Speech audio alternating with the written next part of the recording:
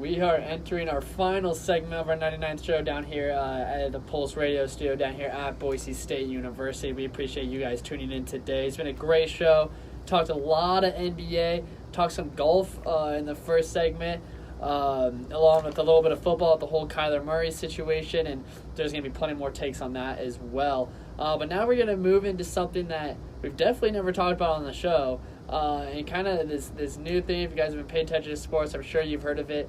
But it's going to be interesting, and then, of course, we'll talk some MLB as well. So it's going to be an interesting last segment, but it's going to be a fun last segment. So if you did not watch much sports this weekend, you missed out because we got a new thing that's trending. It's coming up.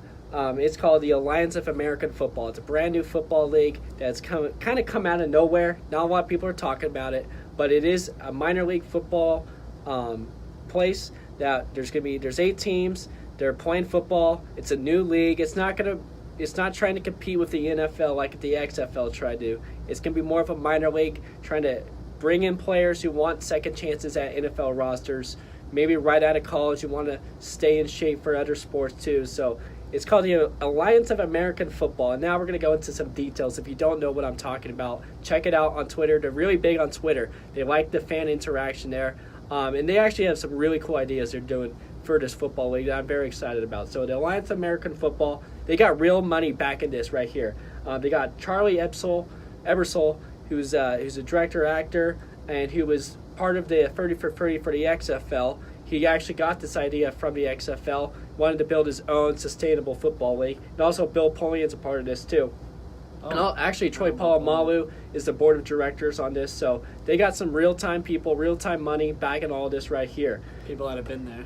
They also got the MGM investment group investing in this entire deal, and that's because they want to turn this into a big sports gambling program here. We'll get more into that here in a little bit, but they want the gambling. We know that gambling's been getting legalized in many states, and they're going to turn that into a big part of what the Alliance of American Football is. That's why MGM invested so much in here. They're actually working on the app right now that you could go on the app and bet in real time what is going to be the outcome of the next play. So it's a really cool idea, and it's going to be a huge hit, I think, for the Alliance of American Football.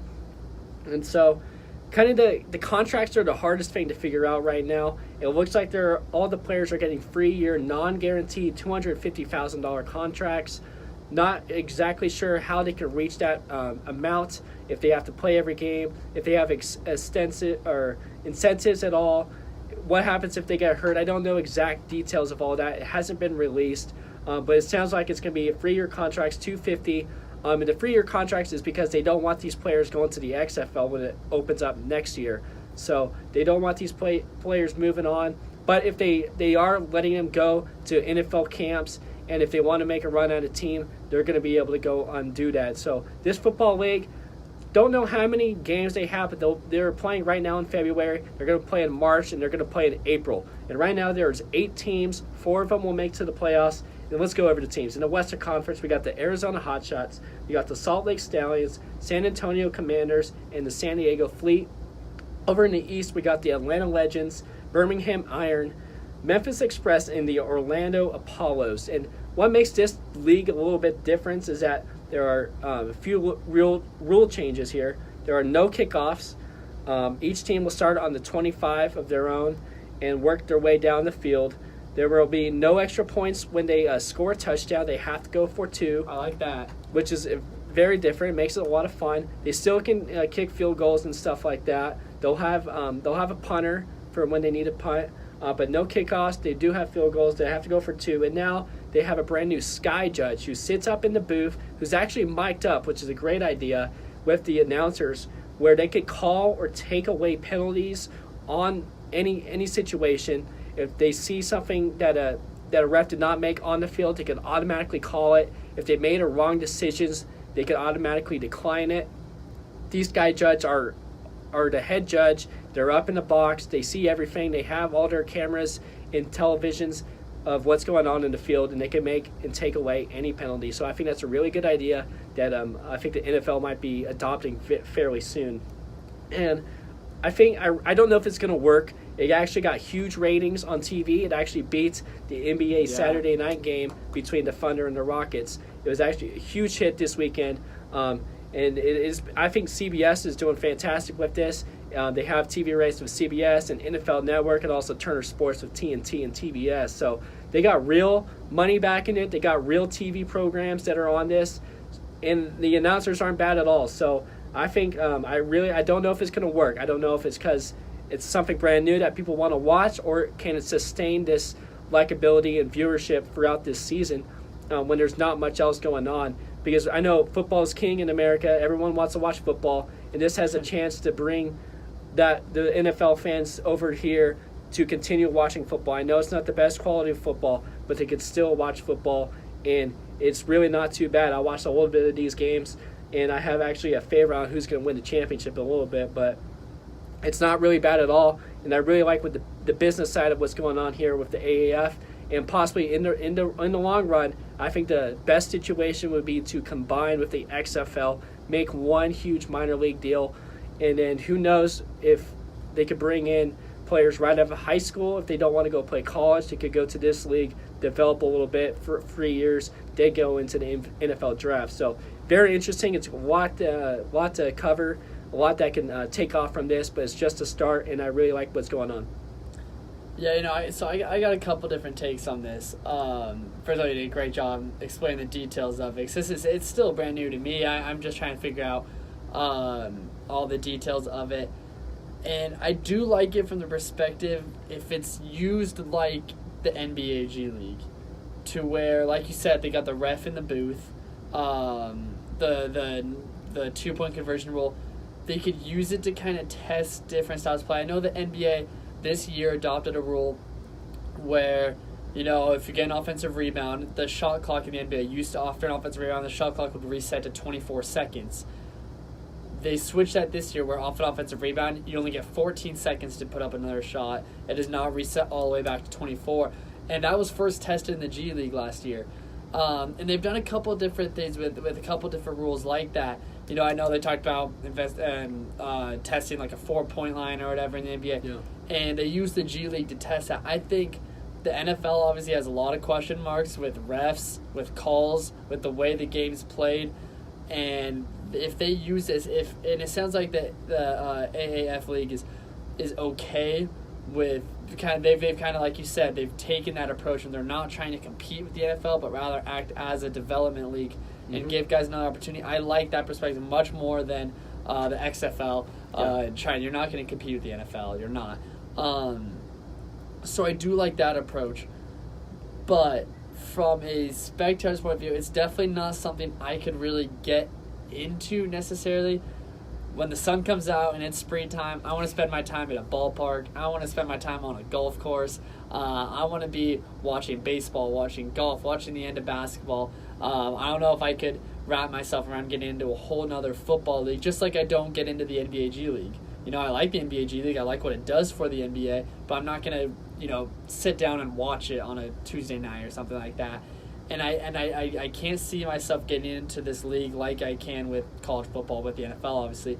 But I do, if they do take the approach that they're going to be a developmental league and they're going to try to give guys a second chance, I think it has a chance to be very, very successful.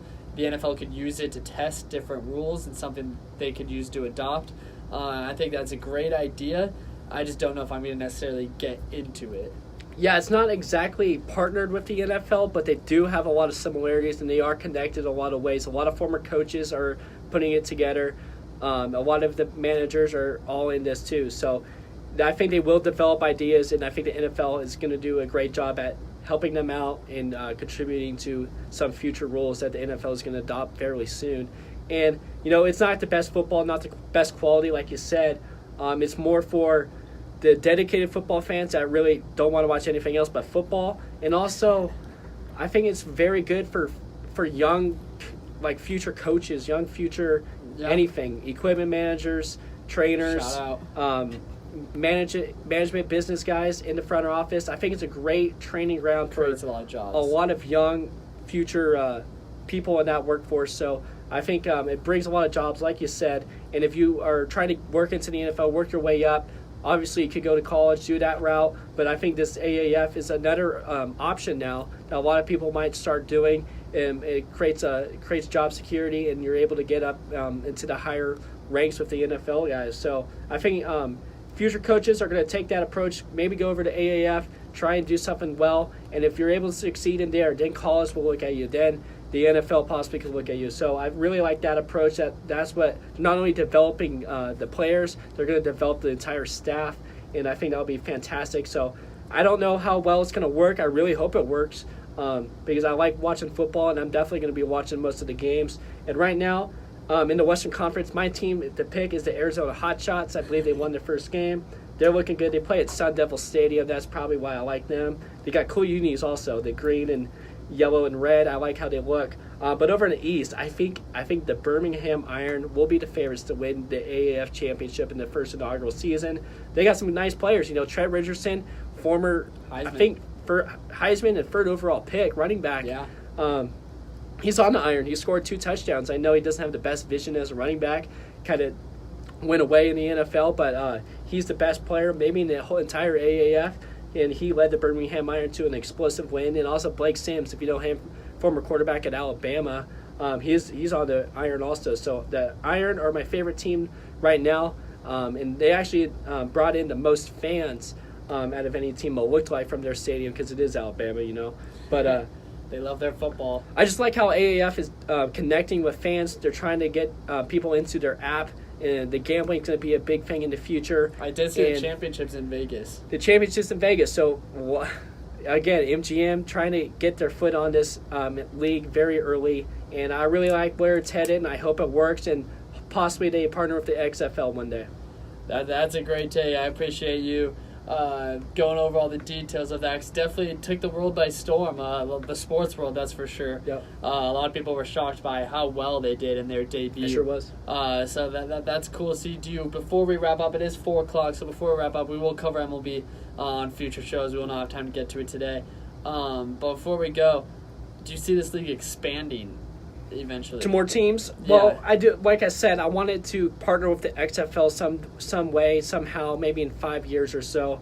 And I do. If obviously how successful it will be is how much it can expand. I like that these teams are in places where there's not many NFL teams already. Right. Arizona has one, yeah, but Salt Lake they don't Lake. have one. San Diego doesn't have one anymore. Memphis. Atlanta does have a team, but it's the South. They're going to have teams. Birmingham's a great place to be in Alabama. Memphis and Orlando, good places to be. So I can see it expanding if they do partner with the XFL somehow, possibly 16 teams. It's not going to be 30 Right. teams with like the NFL, but I do see it possibly expanding to 16 somehow, 16. 12 maybe. And they're going to be in lower tier cities like what I just mentioned, Boise. like Boise, like Portland, some of these West Coast places, like San Jose maybe. It's going to be like where MLS, they're in a lot of places like this. So I could definitely see that happening. And these teams aren't owned by real owners. It's owned by AAF itself. So the Alliance of American Football owns all of these teams. They put them in these destinations, and they hire all these people to run these teams. So I think it's a very good approach, and I can't wait to see how it turns out. Going to be something to pay attention to. Definitely something we'll cover more as it continues to develop. But we are shortly after 4, which means it is time to wrap up down here in the Pulse Radio Studio at Boise State, which means show number 99 is a wrap. The next time we'll be in studio Thursday at 2 o'clock for our big 100th show ever. It's been a pleasure. It's going to only keep getting better. We'll see you guys right back here. Anything else you want to add? It's been a great show. I can't wait to see you at number 100. We will see you then. Thursday at 2 o'clock. We'll see you right here. Have a great couple days.